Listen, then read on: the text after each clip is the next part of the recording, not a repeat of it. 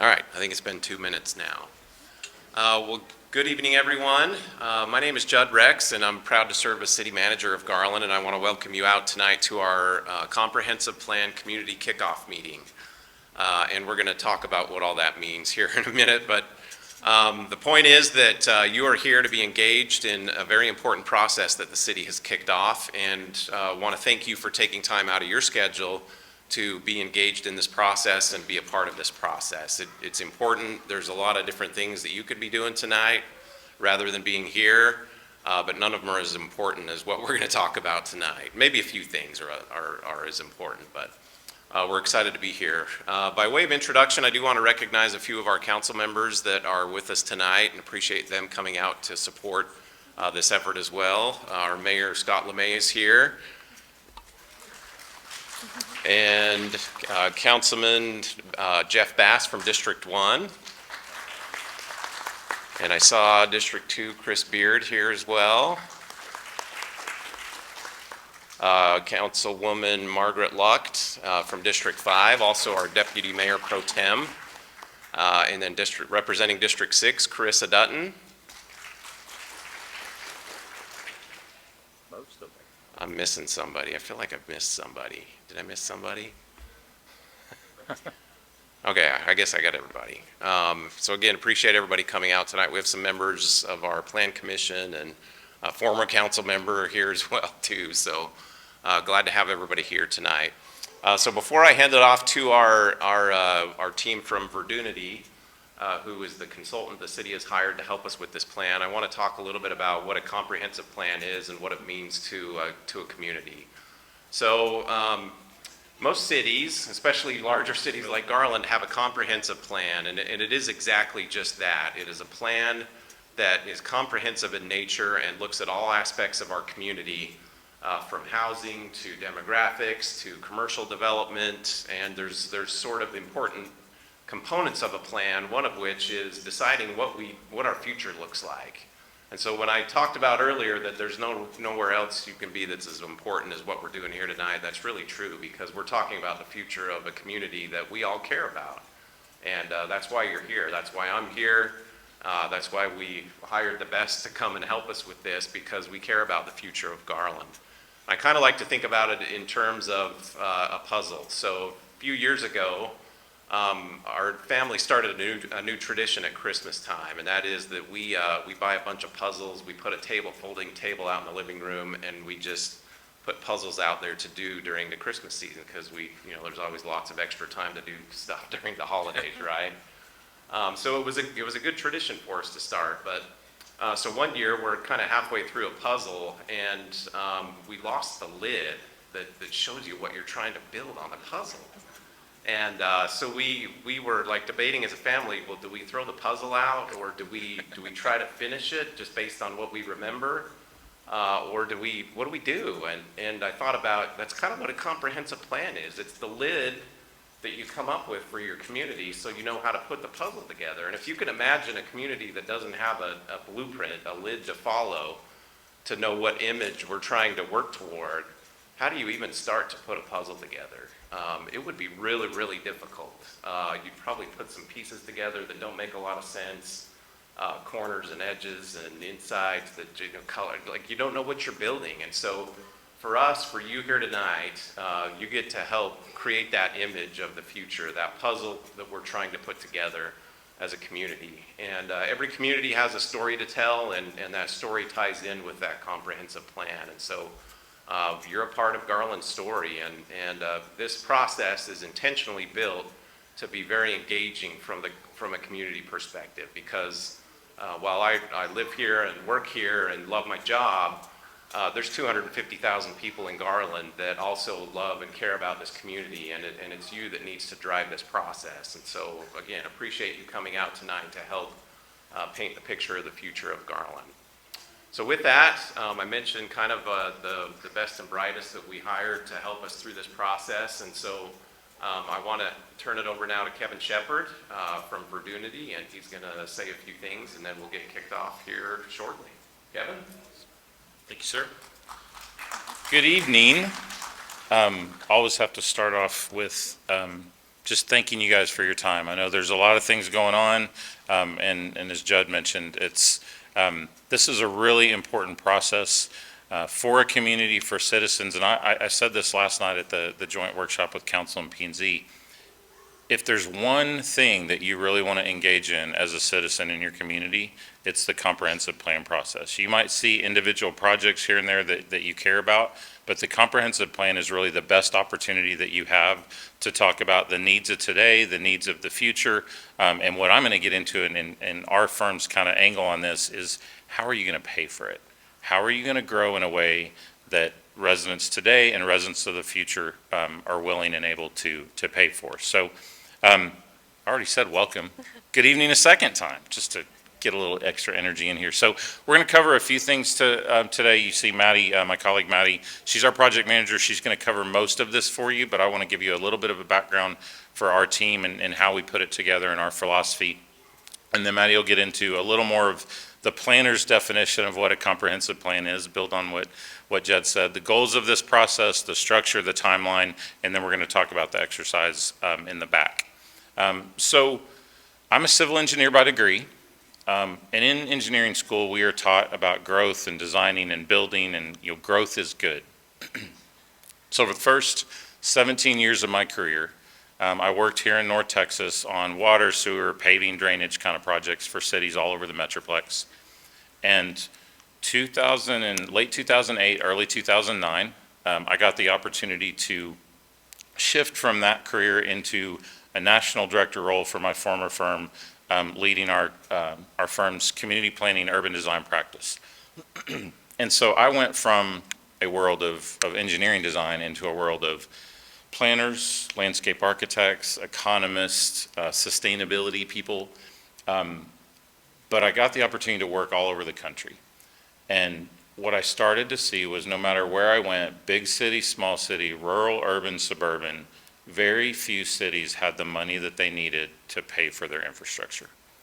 And I would come back to North Texas, where I've lived and worked for almost 30 years now, and started thinking, like, what are we doing different in North Texas that's going to keep us from ending up like a Shreveport, a Memphis, a Ferguson, a Detroit? And the answer is not a whole lot. We're actually doing things bigger and faster in a lot of ways in terms of expansion.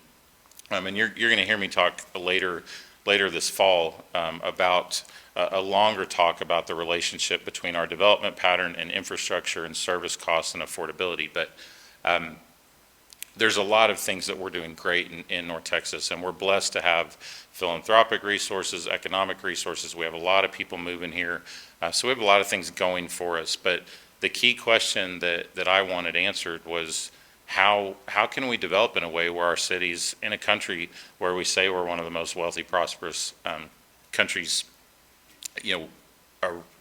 why can't we cover those costs? And how can our cities change their development patterns so that we can align that over time? So that led me to leaving my former firm, starting Verdunity back in 2011. For about the first 5 years of that, I was going around to different communities talking about these ideas from other places and just beating my head against the wall, frankly, of like, we're Texas, we're different, we're doing fine, we don't need these things. But then something started to change. Some of our core cities started to get a little bit older, and our neighborhoods that have been great for 20 or 30 years, things started to crack, right? And those that have the wealth and the ability to do so, what do? They pick up and they move to somewhere else in the same community or in North Texas, second ring, third ring, fourth ring, Oklahoma, right? That's continuing. We're still seeing that, but in places like Dallas and now Garland, Mesquite, some of our first ring places, we're really starting to see the aging infrastructure from the development that was put in the 50s and 60s. And so the challenge for Garland and many communities like you now is, with a comprehensive plan, you're not looking at a city full of greenfield and open space to develop from the beginning. You're looking at how do you reinvest and repurpose and revitalize places to still meet the needs of you all that live and work here today, but also become and stay attractive to recruit and retain people and businesses longer term. And how do you do that in the context when you're competing still with some brand new communities? So our philosophy through this whole process is going to start with What do you have? What resources do you have? What's the value in the community? And then what can you do realistically with those resources? The analogy I gave last night and I like to talk about is, if I asked any of you guys, if you were thinking about buying a car, and I said, okay, what kind of car are you going to buy? What would, you might have this ideal vision of what kind of car you want, right? But if I said you're married and you have 2 kids and you make $100,000 and you live 30 miles from work, then what kind of car are you going to buy, right? Think about that in this kind of context. We're not going to ask you to dream and say, what do you want Garland to be without any kind of constraints? We're going to put a little bit of guardrails on there and be realistic about what you have and what you can be, and you can still be very aspirational and think about some big ideas as well. But we want to think about the bottom line of how can we develop in a way that's going to help Garland, help your city, take care of the infrastructure, provide services, and hopefully grow the tax base enough to add services over time. So that's a little bit about me, a little bit about our firm. You're going to hear us ask a lot, if you propose some things, how are we going to pay for it? How's the city going to pay for it, and how are you, the residents, going to pay for it? So always be thinking about that. As you have ideas, we have to pay for those in some way. A couple of our teaming partners, they're not here tonight, but you will meet them through the process. Civic Brand is on our team for branding and visioning. They're the ones that built the website that you'll see. A lot of our additional visioning and community engagement in the next few months they're going to be involved with. And then Haas Hill and Associates is helping us with market research and economic development. Economic development is a big part of this plan. How can we retain the businesses that we have? How can we attract new ones of different types that fit all of the different kinds of neighborhoods in Garland? Right? You're going to have some big home run kind of stuff that we're going to look at for like Harbor Point, Firewheel, places like that.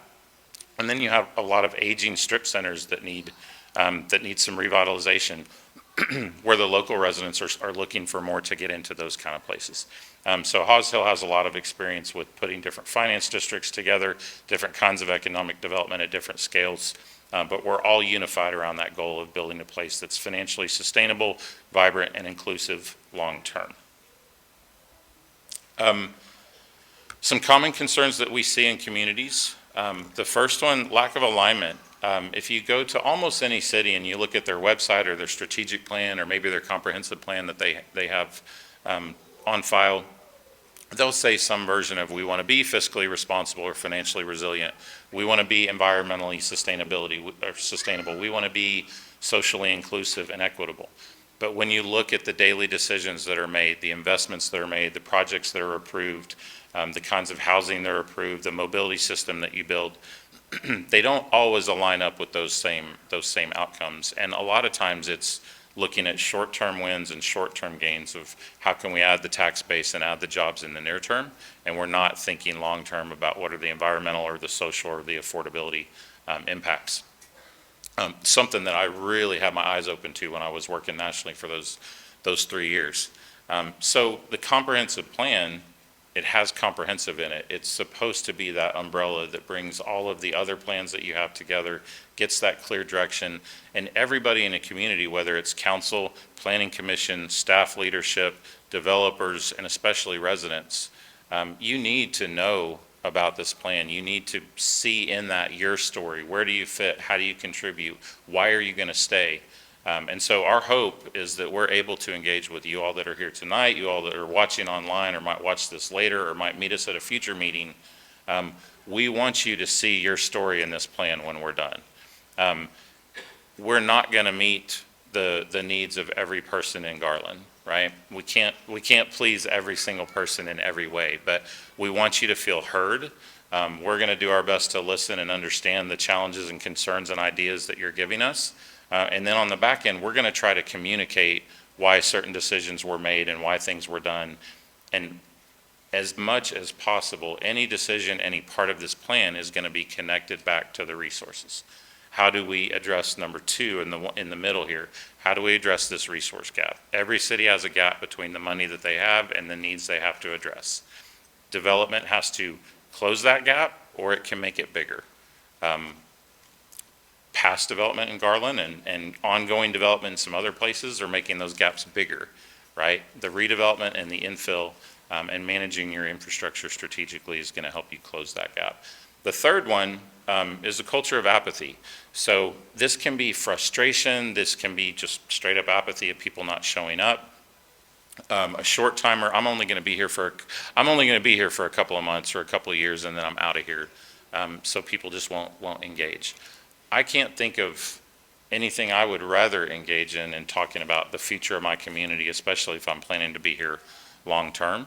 But our challenge is like people are busy, and so how do we make things like land use and density and road diets and trails and missing middle housing?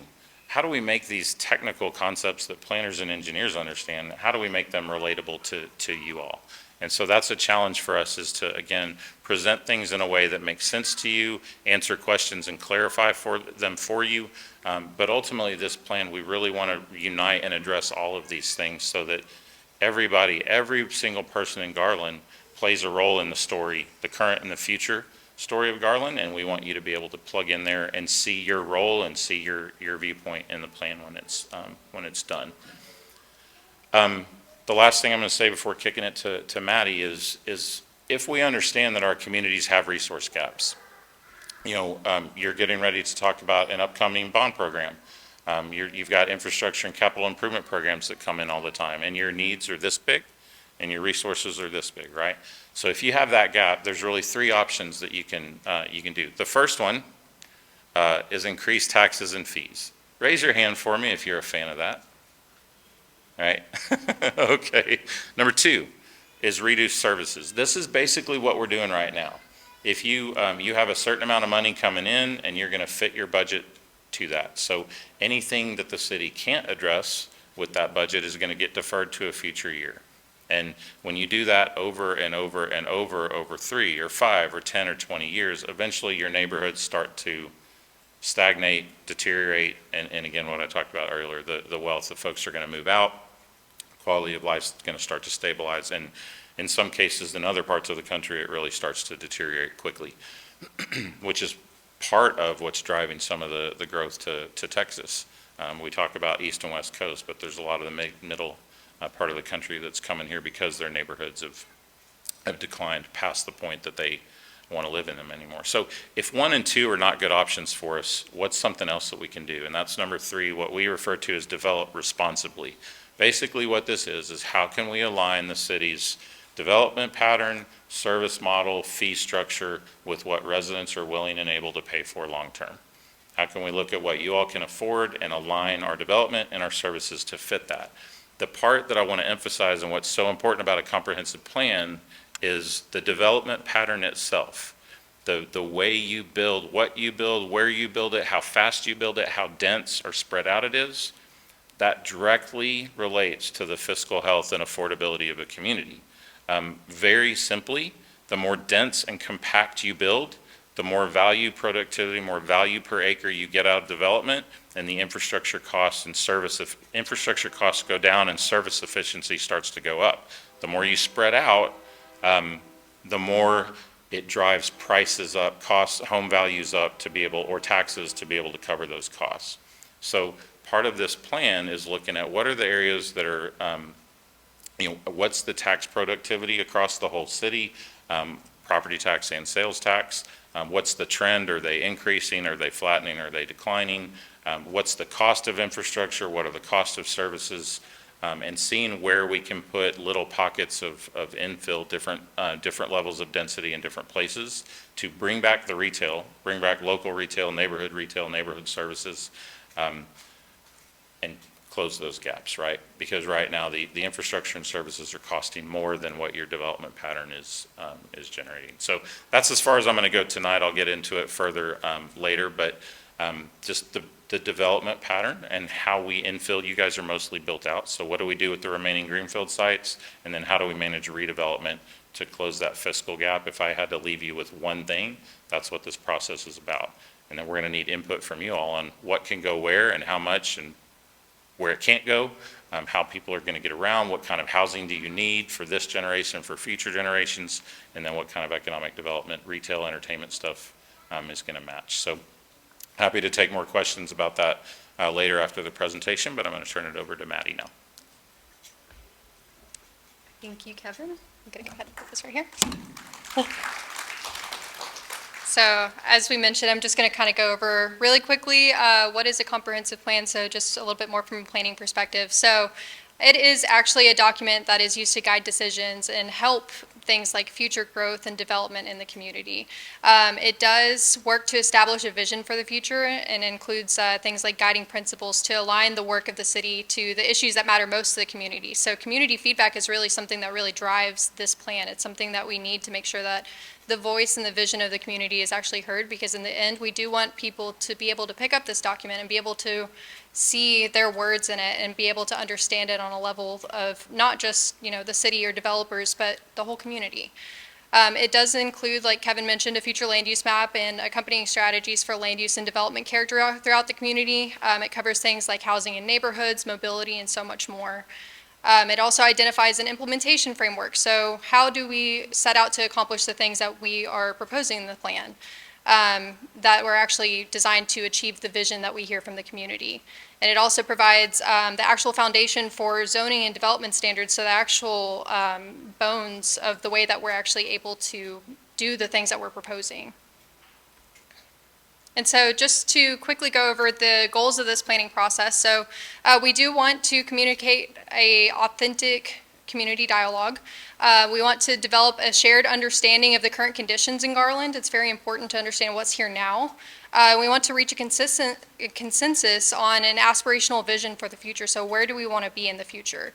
It creates and updates policies addressing land use, development character, housing in neighborhoods, mobility and connectivity, open space, social amenities, economic development, and also revitalization of some of those things that Kevin was talking about, like the older neighborhoods. Additionally, we want to, you know, coordinate existing long-range planning and plans that have been in the works already to make sure that we are actually coming up with a comprehensive strategy for the city. And so our plan structure, this is how the actual plan document is going to be organized. So you can see that we have 3 sections here. So the introduction, which is going to cover kind of some of the information that we're talking about tonight, but additionally, you know, community context, so things like demographics and things like that. The economics of land use is where we really get into what Kevin was talking about, like the fiscal productivity of different types of things. And then really digging deep into that community identity and vision that we identify throughout this process. And additionally, there'll be things like decision-making principles that will help guide decisions that the city is making towards the future.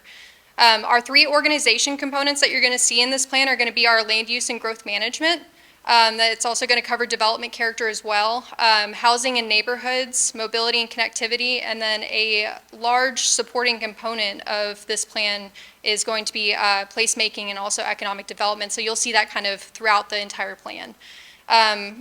Mentioning the implementation program a second ago. So that is going to be broken out into the strategies and actions of how we're going to accomplish the vision that we're setting out in this plan. And it's going to include things like timing and resources for when we will accomplish those things and how we will accomplish those things.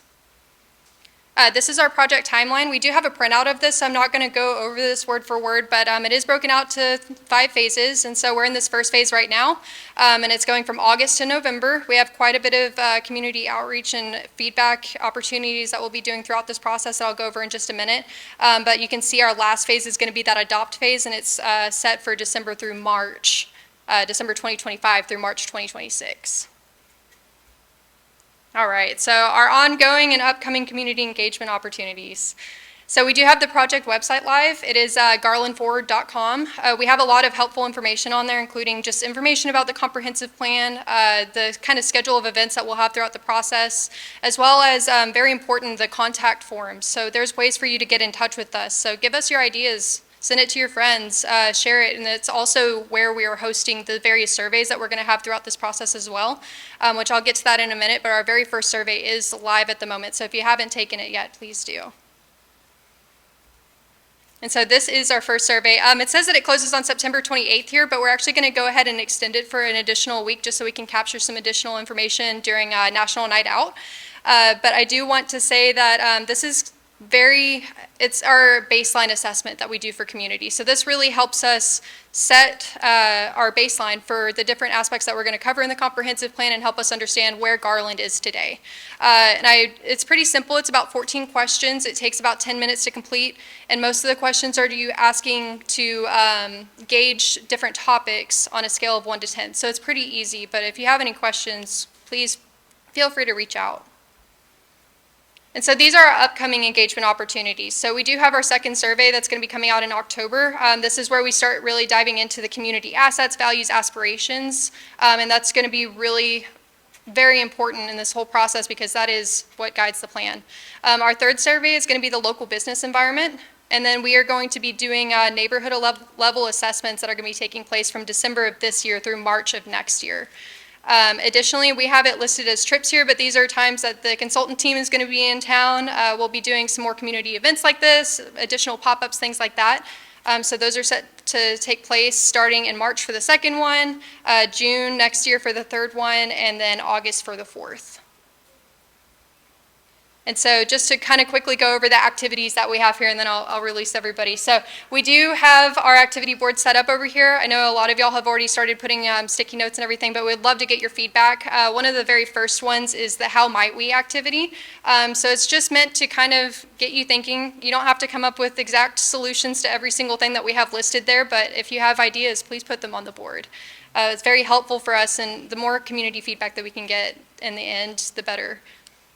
And so that's that first activity. And then we have my two favorite boards, which are what do you love about Garland? So tell us what you love about it. What is your favorite thing about Garland?